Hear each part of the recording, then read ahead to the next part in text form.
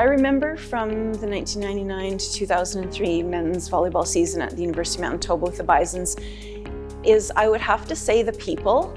The program was known for its excellence on the court, but also in the way the players conducted themselves both on and off the court. I remember talking with Mike Monday. I said to Mike, "Could I just talk to you for just a minute?" And he said, "Oh yeah, for sure. How are you?" And I said, "Oh, I'm fine." And then I started right away asking my questions. And Mike's like, "No, how are you?" He wanted an answer.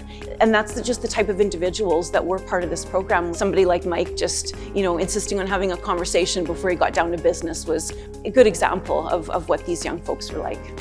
From an outside perspective, when you look at Garth Pischke or Jim Schreyer, they seem to win every year.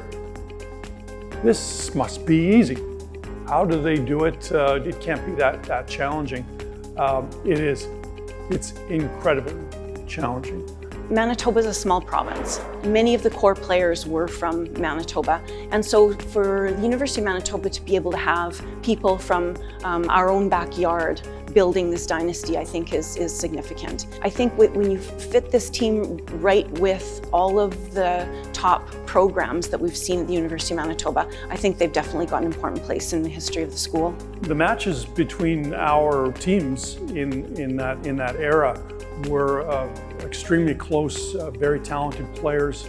Manitoba, their coach Jim Schreyer, a legend, historic, very successful. Jim was a mentor of mine, somebody I really styled myself after, looked up to when I was young. And to coach against him was daunting. His final year was the culmination of all that work. And they were, in my opinion, they were the best team in the country. It looked like he was calling the serve.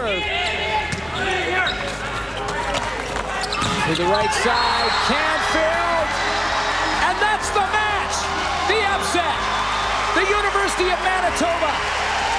Jim Schreyer has his national title. Jim Schreyer's program, which culminated in a national championship, very deservedly so.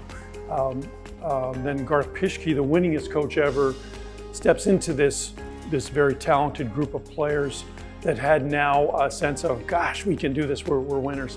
And that fit with Garth perfectly.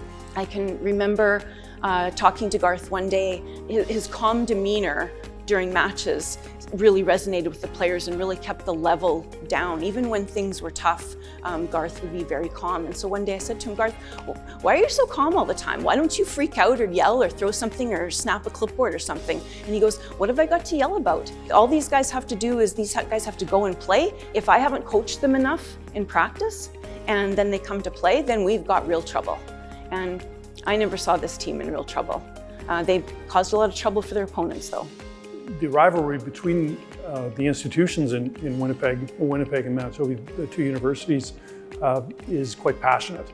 But following your tenure with one of these institutions, there's just really a lot of shared pride about, gosh, the Manitoba community is the very best in Canada and North America for men's and women's volleyball, and I'm from there, so there's a great deal of pride about that. I'd like to congratulate the University of Manitoba Bisons men's volleyball team, the players, the coaches, all the staff members. Garth, Jim, the Manitoba Bisons, very deserving.